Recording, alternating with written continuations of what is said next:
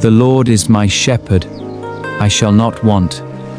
He makes me lie down in green pastures. He leads me beside still waters. He restores my soul. He leads me in paths of righteousness for his name's sake.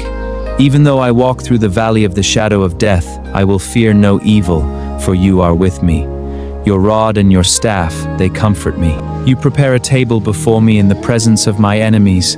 You anoint my head with oil. My cup overflows. Surely goodness and mercy shall follow me all the days of my life, and I shall dwell in the house of the Lord forever.